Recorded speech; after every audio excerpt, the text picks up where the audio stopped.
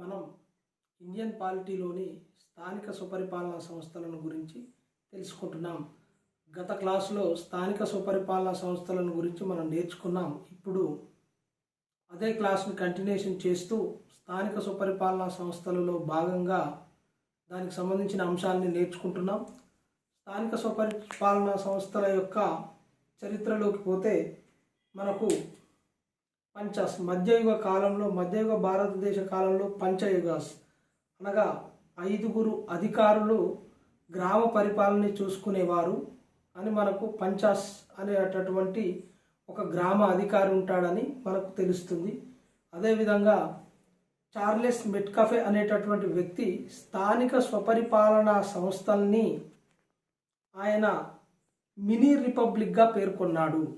Mini రిపబ్లిక్గా Charles మెట్కాఫే అనేటటువంటి వ్యక్తి వాటిని పేర్కొనడం జరిగింది. అదేవిధంగా కౌటిల్యుడు రచించినటువంటి అర్థశాస్త్రంలో కూడా ఈ యొక్క స్థానిక స్వపరిపాలనా సంస్థల యొక్క విషయాన్ని పేర్కొనడం జరిగింది. ఆనాటి అంటే పరిపాలనా విధానం కానీ స్థానిక స్వపరిపాలనా సంస్థలు ఏ విధంగా ఉన్నాయని కౌటిల్యుడు తను రచించినటువంటి అర్థశాస్త్రంలో పేర్కొనడం అనేది జరిగింది. అయితే స్థానిక స్వపరిపాలనా సంస్థలకు సంబంధించి మనము ముఖ్యంగా చోళుల కాలంలో చూసినట్లయితే, చోళులు కాలంలో ఈ యొక్క స్థానిక స్వపరిపాలనా సంస్థలని చాలా ఉన్నతమైన స్థితిలో, నేటి స్థానిక సంస్థలకు ఏ పాత్రము తీసుకోలేదని చెప్పొచ్చు. ఎందుకు అంటే ఆనాడు వాళ్ళు వేసినటువంటి ఉత్తర మేరూరు శాసనంలో మనకు తెలుస్తుంది. వాళ్ళు కుండలని తీసుకొని బ్యాలెట్ బాక్సులుగా ఉపయోగిస్తూ తాటి ఆకుల్ని బ్యాలెట్ పత్రాలుగా వాడి వాళ్ళు గుర్తులతోని తాటి ఆకుల మీద ముద్రించి కుండలలో వేసి అంత స్పష్టంగా వాళ్ళు వారి యొక్క ఎన్నికని స్థానిక సంస్థల ఎన్నికల్ని నిర్వహించుకునేవారు. అయితే మనకు ఎవరెవరని చెప్పుకున్నాము? మొట్టమొదటిగా చార్లెస్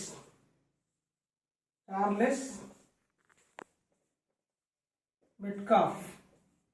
ఈయన ఏమని చెప్పినాడు? మినీ రిపబ్లిక్గా పేర్కొన్నాడు. అదేవిధంగా కౌటిల్యుడు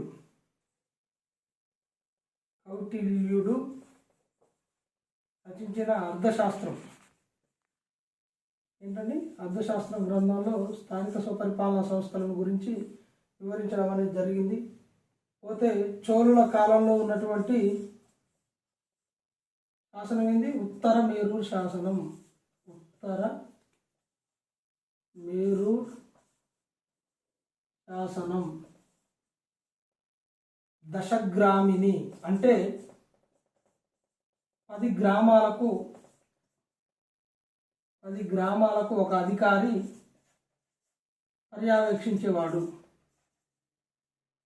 అంటే పరిపాలనా విధానాన్ని చూసుకోవడం అనేది జరిగింది.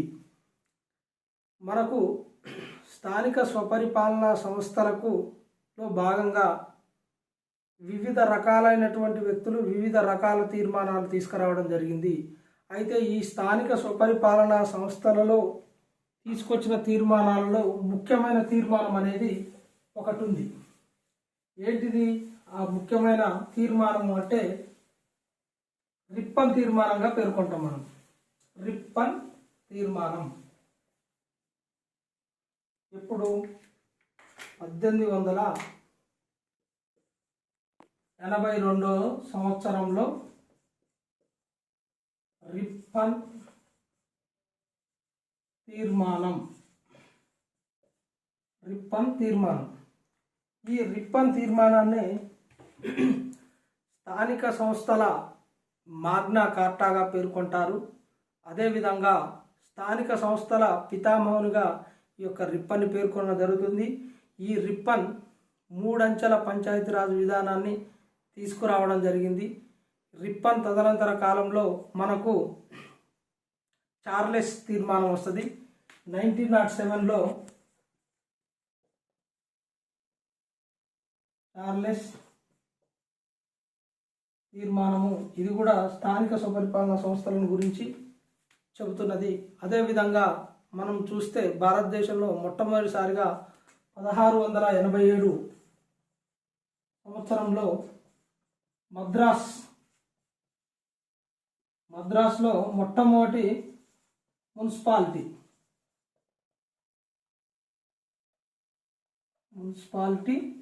ఏర్పాటు, మొదటి మున్సిపాలిటీని ఏర్పాటు చేయడం అనేది జరిగింది. అదేవిధంగా 1726లో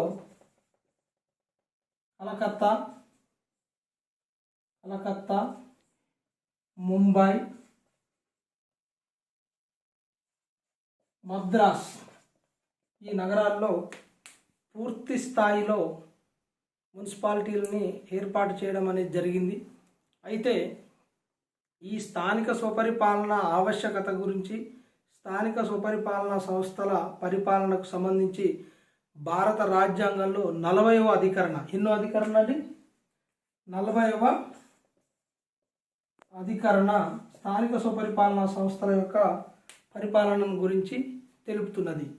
అయితే ఈ స్థానిక స్వపరిపాలన సంస్థల ఏర్పాటులో వాటి యొక్క అభివృద్ధి కోసం కేంద్ర ప్రభుత్వం అనేది వివిధ రకాల కమిటీలని నియమించడం జరిగింది.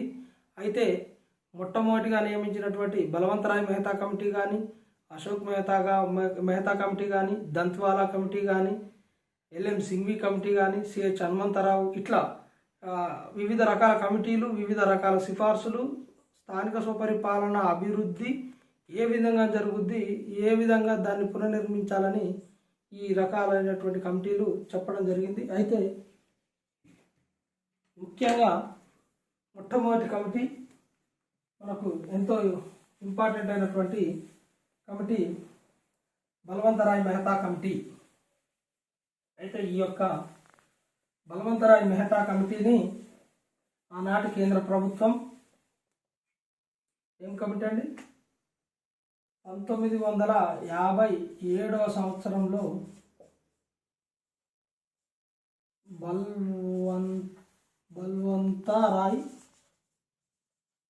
బల్వంతరాయ్ కమిటీ. అయితే ఈ బలవంతరాయ్ కమిటీ అనేది ఏర్పాటు చేయడానికి గల కారణం ఏంది అని అంటే స్థానిక స్వపరిపాలన సంస్థల అభివృద్ధి కోసమే. అయితే ముఖ్యంగా 1952లో సిడిపి అంటే కమ్యూనిటీ డెవలప్మెంట్ ప్రోగ్రామ్ ఏదైతే ఏర్పాటు చేసిరో దాని యొక్క పనితీరు కోసం, దాని యొక్క పని విధానాన్ని తెలుసుకోవడం కోసం భారత ప్రణాళికా సంఘం అనేది బలవంతరాయ్ మెహతా కమిటీని నియమించడం జరిగింది. బలవంతరాయ్ మెహతా కమిటీ అనేది తన యొక్క నివేదికను 1958వ సంవత్సరంలో నివేదిక సమర్పించింది. అయితే ఈ యొక్క బలవంతరాయ్ మెహతా కమిటీ 3 అంచెల పంచాయతీరాజ్ విధానాన్ని తీసుకురావడం జరిగింది. అయితే ఈ బలవంతరాయ్ మెహతా కమిటీ పంచాయతీ మండలికి అంటే 3 అంచెల పంచాయతీరాజ్ విధానంలో పంచాయతీ మండలికి అధిక ప్రాధాన్యత ఇవ్వడం జరిగింది. అదేవిధంగా ప్రత్యక్ష ఎన్నిక ద్వారా స్థానిక స్వపరిపాలన సంస్థల యొక్క అభ్యర్థులను ఎన్నుకోవాలని చెప్పింది. ఈ బలవంతరాయ్ మెహతా కమిటీ ఈ యొక్క స్థానిక స్వపరిపాలన సంస్థలకి పూర్తి అధికారం ఇచ్చి నిధులని కేటాయించాలని వివిధ రకాలైనటువంటి అంశాలని తను కేంద్ర ప్రభుత్వానికి 1958వ సంవత్సరంలో తన నివేదికని సమర్పించడం జరిగింది. అయితే ఈ బలవంతరాయ్ మెహతా కమిటీ తదనంతర కాలంలో మనం నియమించిన కమిటీ ఏంది అంటే అశోక్ మెహతా కమిటీ ఏంటంటే అశోక్ మెహతా కమిటీ. దీన్ని 1977వ సంవత్సరంలో ఏర్పాటు చేస్తే 132 అంశాలతోని కేంద్ర ప్రభుత్వానికి 1978లో నివేదిక సమర్పించడం అనేది జరిగింది. అయితే ఈ బలవంతరాయ్ మెహతా కమిటీ అనేది 2 అంచెల పంచాయతీరాజ్ విధానాన్ని తీసుకురావడం జరిగింది. అదేవిధంగా 15,000 నుంచి 20,000 మధ్యన ఉన్న జనాభాని ఒక యూనిట్గా తీసుకొని దాన్ని ఒక పంచాయతీ పరిధిగా చేయడం జరిగింది. అదేవిధంగా స్థానిక స్వపరిపాలనా సంస్థలలో పోటీ చేసే అభ్యర్థుల్ని పార్టీ ప్రాతిపాదికన ఎన్నుకోవాలని చెప్పింది.